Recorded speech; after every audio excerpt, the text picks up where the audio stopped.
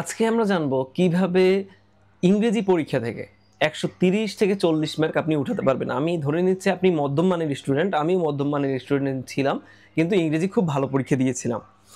আচ্ছা, ইংরেজিতে হচ্ছে পার্ট এ পার্ট বিতে ভাগ করা থাকে। পার্ট এতে হচ্ছে রিডিং কম্প্রিহেনশন। এখানে আপনাকে প্যাসেজ থেকে বিভিন্ন ধরনের জিনিস আপনাকে সলভ করতে হবে। যেমন প্যাসেজ থেকে আপনাকে থিমেটিক কোশ্চেন, বিভিন্ন ধরনের প্রশ্নের অ্যান্সার করতে হবে, সেখানে থাকবে 30 মার্ক। তো এই 30 মার্ক আপনি ভালো করতে হলে প্যাসেজ পড়ার আগে, প্রথমবারেই কিন্তু প্যাসেজ পড়ার আগে আপনাকে কোশ্চেন ভালো মতো পড়তে হবে, কোশ্চেনের কিওয়ার্ডসগুলো দাগ দিতে হবে, তারপরে প্যাসেজ পড়তে হবে।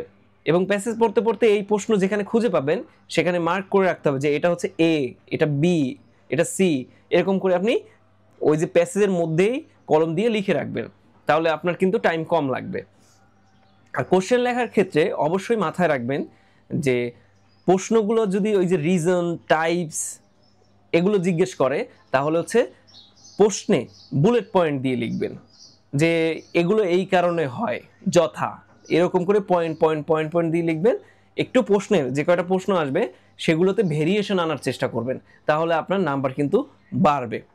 আচ্ছা, এরপরে হচ্ছে গ্রামার। গ্রামার থেকে আসবে 20। এই গ্রামারে ওয়ার্ড আসে, ওই যে প্যাসেজে যে ওয়ার্ড আছে সেখান থেকে ওই প্যাসেজের ওয়ার্ডের সিনোনিম জানতে চায়, অনেক সময় মিনিং জানতে চায়, অনেক সময় ওটা থেকে সেন্টেন্স বানাতে বলে। তো এটা ভালো করার উপায় কি? এটা ভালো করার উপায় হচ্ছে ছোট ছোট সেন্টেন্স বানানো। আমি কখনো বড় সেন্টেন্স বানাইনি। আমার এক বন্ধু, সে হচ্ছে দেখা যায় এত বড় সেন্টেন্স লিখতে, একটা সেন্টেন্সই অনেক বড় বানাতো, আর আমি হচ্ছে অল্প কথায় 6-7টা ওয়ার্ডের মধ্যে একটা সেন্টেন্স কমপ্লিট করে দিতাম। দেখা গেল যে কোচিংয়ে যে পরীক্ষাগুলো হতো সে কিন্তু নাম্বার কম পেত। কেন পেত? কারণ সে বড় লেখার জন্য ওখানে ভুল বেশি হতো, আর আমি কম লেখার জন্য আমার ভুল কম হতো। আর জয়নিং সেন্টেন্স যেটা আসে সেটাও প্র্যাকটিস করলে আপনি ইজিলি পারবেন। আর এখানে আর বলার কিছু নাই। এরপর হচ্ছে সামারি। সামারি লেখার সবচেয়ে সুন্দর একটা ওয়ে হচ্ছে আপনার প্যাসেজে যে কয়টা প্যারা থাকবে, মানে আমি ধরে নিচ্ছি একটা প্যাসেজে 6টি প্যারা আছে, তো প্রত্যেকটা প্যারা থেকে একটি লাইন আপনি সিলেক্ট করবেন। একটি লাইন সিলেক্ট করা মানে ওইটা পড়ার পরে, একটা প্যারা পড়ার পরে যেটা সামারি হবে আপনি সেটা লিখে রাখেন প্যাসেজের পাশেই। তো 6টি যে আপনার প্যারা থাকবে, 6টি প্যারাতে একটা সামারি থাকবে। তো 6টি প্যারার 6টি ছোট ছোট সামারি আপনি লিখে রাখতে পারেন। এখন প্রথম বা দ্বিতীয় যে বা রিডিংটা দিবেন আপনি, কম্প্রিহেনশন বা প্যাসেজ, তখনই আপনি তার সাইডে ছোট করে নোট করে রাখেন যে এইটার সামারি এইটা, এই প্যারা পরে আমি এইটা বুঝেছি, এই প্যারা পরে আমি এইটা বুঝেছি, এই প্যারা পরে আমি এইটা বুঝেছি।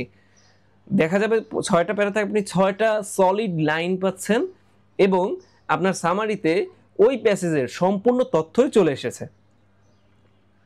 বিভিন্ন ধরনের কানেক্টর ব্যবহার করে আপনি যদি এটা অ্যান্সার করতে পারেন, তাহলে আপনার সামারিতে কিন্তু ভালো একটা নাম্বার আসার সম্ভাবনা আছে।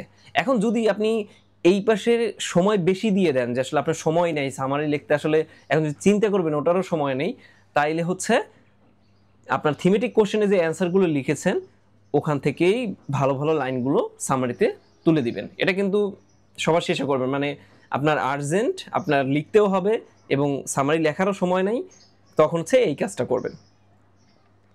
এখন লেটার টু দ্য এডিটর, এখানে হচ্ছে 20 মার্ক। এই 20 মার্কে 17-18 উঠানো কিন্তু খুবই ইজি। কিভাবে উঠাবেন? এটা কিন্তু আপনার এডিটোরিয়াল পাঠানোর জন্য একটা লেটার লিখতে হয়। তো সেই লেটারটা হচ্ছে একটা কমন ফরম্যাট, যেটা আপনি সব জায়গায় লাগাতে পারবেন। সেইটা কমন একটা ফরম্যাট আপনি হচ্ছে লিখে রাখবেন। বিভিন্ন বইগুলো খুলে সেইটার লেটারটা আপনি একটা ফরম্যাট বানান। ফরম্যাট বানানোর পরে মূল যে পত্রিকায় ছাপানোর জন্য যতটুকু অংশ, যে কোনো একটা কারণে আপনি পত্রিকায় যে বৃক্ষরোপণ নিয়ে আপনি একটা আর্টিকেল লেখেন, তো বৃক্ষরোপণে আপনি উপরে টাইটেলটা সুন্দর মতো দিবেন, বৃক্ষরোপণের প্রয়োজনীয়তা। তারপর হচ্ছে সুন্দর মতো জিনিসটা একটা স্ট্রাকচারে আনার চেষ্টা করবেন। কারণ কি, বৃক্ষ আমাদের কেন দরকার, এটার ভবিষ্যৎ ইম্প্যাক্ট কি, বিভিন্ন ধরনের ডাইমেনশনে আলোচনা করবেন, তাহলে হচ্ছে লেটার টু দ্য এডিটরে আপনার নাম্বার অনেক বেশি আসবে। এখন পার্ট 2-তে আসি। পার্ট 2-তে হচ্ছে আপনাকে কি করতে হবে? আপনাকে ট্রান্সলেশন করতে হবে 2টি। 25-25 50 মার্কের এখানে কিন্তু আপনার প্রশ্ন থাকে।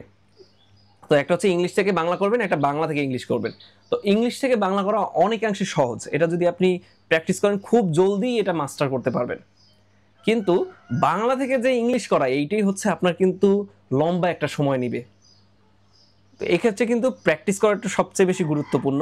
প্রতিদিনই আপনার উচিত আজকে যদি ইংলিশ থেকে বাংলা প্র্যাকটিস করেন, কালকে বাংলা থেকে ইংলিশ প্র্যাকটিস করবেন, কিন্তু প্রতিদিন আপনার ট্রান্সলেশন প্র্যাকটিস করতেই হবে। আপনারা তো জানেন যে বাংলাতেও কিন্তু ট্রান্সলেশন আসে, তো ট্রান্সলেশনেই হচ্ছে 70 থেকে 75 মার্ক থাকে পুরো 900 মার্কের পরীক্ষায়, তো অনেক গুরুত্বপূর্ণ একটা জিনিস। এখন আসি এসে নিয়ে। এসেতে র্যান্ডম একটা টপিক থাকবে, সেটা থেকে আপনি হচ্ছে আপনার বানিয়ে লিখতে হবে। এখন আপনি কি বানিয়ে লিখবেন? বানিয়ে লিখলে কি ওই যে মধ্যমানের স্টুডেন্টরা ভালো করতে পারবে? আমার মনে হয় না। তো ইনিশিয়ালি হচ্ছে আপনি যে কোনো একটা বই থেকে তারা যে এসেগুলো দিয়েছে বইতে, সেই এসেগুলো আপনি ভালো মতো পড়ে ফেলেন। তারপরে সেখান থেকে ওই যে আপনি পড়েছেন একটা আইডিয়া তৈরি হবে। এরপর বাংলাদেশ আন্তর্জাতিক যখন পড়বেন, বাংলার জন্য যখন রচনা পড়বেন, এগুলো থেকেও আপনার কিন্তু আইডিয়া জেনারেট হবে। তো আপনি কিন্তু ফাইনাল পরীক্ষা আসতে আসতে আপনার মাথায় ইনফরমেশন ভরপুর থাকবে, তো আপনি ইজিলি ওরকম 8, 10, 12 পেজ কিন্তু লিখে দিতে পারবেন। তো সবচেয়ে বড় কথা হচ্ছে আপনার কিন্তু টাইম ইনভেস্ট করতে হবে। আপনার এই পরীক্ষাতে বারবার লিখে লিখে প্র্যাকটিস করতে হবে। ফোকাস আপনি জাস্ট পড়ে গেলেন, আইডিয়া নিয়ে গেলেন, তাতে কিন্তু আপনি লিখতে পারবেন না মেইন পরীক্ষায়। আপনার এখন থেকেই কিন্তু র্যান্ডম টপিকে, যে আপনি ওই টপিক সম্পর্কে কখনো পড়েন নাই, তাও হচ্ছে নিজে নিজে 4-5টা পেজ লেখেন, দেখবেন আস্তে আস্তে এমন একটা পর্যায়ে চলে যাবে যে আপনাকে যেখান থেকেই আসুক আপনি সেখান থেকে কিন্তু অ্যান্সার করতে পারবেন। আচ্ছা, এরপরে আসি। এখানে হচ্ছে আমি কিন্তু একটা নোট বানিয়েছিলাম, উপরের পেজে লিখে রেখেছি যে আসলে পরীক্ষার হলে কিভাবে আমি হ্যান্ডেল করব। আমি ইংরেজি যে পরীক্ষা কোচিংয়ে দিয়েছি সেখানে কিন্তু আমি এই জিনিসগুলো ফলো করতাম। আমি দেখেছি যে প্যাসেজ অ্যান্সার করার সময় আমার যে থিমেটিক কোশ্চেনের অ্যান্সার যখন দেই তখন হচ্ছে টাইম অনেক বেশি লাগে। তো আমি একটা কৌশল নিজে ডেভেলপ করেছিলাম, সেটা হচ্ছে যখন আমি প্যাসেজ লিখবো তখন থিমেটিক কোশ্চেনের অ্যান্সারটা পরে লিখবো। তো আমি প্রথম কি করব, আমি হচ্ছে প্রথম প্যাসেজটা পড়বো, পড়ার পর প্রথমে সামারি অ্যান্সার করব। সামারি অ্যান্সার করার পরে তারপর যতগুলো গ্রামার আছে সেই গ্রামার অ্যান্সার করার চেষ্টা করব, এবং শেষে সবাই মানে পার্ট এতে যেহেতু 2 ঘন্টা থাকে, এবং শেষে গিয়ে হচ্ছে থিমেটিক কোশ্চেন লিখবো। তো আমার এই টোটালটা হচ্ছে 2 ঘন্টার মধ্যে হয়ে যাওয়া চাই। এরপর পার্ট বিতে যাব। পার্ট বিতে হচ্ছে যেহেতু হচ্ছে ট্রান্সলেশন আছে, এটা আমাকে কতক্ষণের মধ্যে 1 ঘন্টার মধ্যে শেষ করতে হবে। যদি 1 ঘন্টা শেষ না হয় 1 ঘন্টা 10 মিনিটের মধ্যে কিন্তু 2টা ট্রান্সলেশনই আপনাকে শেষ করতেই হবে। যদি আরও কম টাইমে শেষ করতে পারেন অনেক ভালো, তাতে এসেটা আপনার লেখা ভালো হবে, এবং এসের জন্য 50 থেকে 1 ঘন্টা সময় আপনি নিতে পারেন। আরেকটা জিনিস হচ্ছে, যদি আপনি ট্রান্সলেশনে খুব খারাপ হন তাহলে হচ্ছে আমি কি করেছি, আমি হচ্ছে শরীফ স্যারের ট্রান্সলেশনের একটা কোর্স ছিল, ওই কোর্সটি নিয়েছি, এবং সেই কোর্সে একটা পিডিএফ দিয়েছিল, সেই পিডিএফটা ডাউনলোড করে নিয়েছি। এর ফলে হয়েছে কি, আমি মোটামুটি ট্রান্সলেশনের একটা আইডিয়া জেনারেট করতে পারছি ওনাদের কাছ থেকে। আপনাদের উচিত যদি সময় থাকে শরীফ স্যারের ক্লাস করা, যদি না থাকে আমি হচ্ছে এই যে পিডিএফটা আছে যেটা দিয়ে আপনি মূলত ইংলিশের যে ট্রান্সলেশনের পার্টটা এটা ভালো করতে পারেন, সেটা আমি আমার ইউটিউব চ্যানেলে দিয়ে দিব। আর যদি আপনি নিজের গ্রামার ইমপ্রুভ করতে চান সেক্ষেত্রেও একটা কথা আছে যে ইংলিশ লেখা যদি আপনি ইমপ্রুভ করতে চান সেক্ষেত্রে আপনাকে কি করতে হবে, কানেক্টর প্র্যাকটিস করতে হবে। কানেক্টর প্র্যাকটিস করবেন, তারপরে সিম্পল, কমপ্লেক্স, কম্পাউন্ড সেন্টেন্স কিভাবে লেখে, ট্রান্সফরমেশন অফ সেন্টেন্স তো পড়ছেন মনে হয়, তো সেটা আপনি শিখে নেবেন। সিম্পল, কমপ্লেক্স, কম্পাউন্ড, অল্প কয়েকটা নিয়ম দেখেন, অল্প কয়েকটা নিয়ম লিখেছি।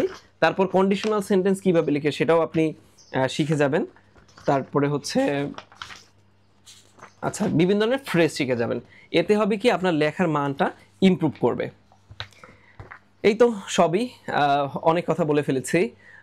মনে হতে পারে যে আমি আসলে শুরু থেকে শেষ পর্যন্ত এতগুলো কথা বললাম, এর মধ্যে কৌশল কোথায়, এটা আপনি এখন বুঝতে পারবেন না। আমি যে কথাগুলো বলেছি এগুলো আপনাকে বুঝতে অন্তত 2টি রিটেন দিতে হবে। তো যা বলেছি দরকার হলে ভিডিওটা আরেকবার দেখেন, কিন্তু একটু ডিপলি অ্যানালাইসিস করবেন, তাহলে আপনার কিন্তু ধরা খেয়ে শিখতে হবে না। সবার জন্য শুভকামনা।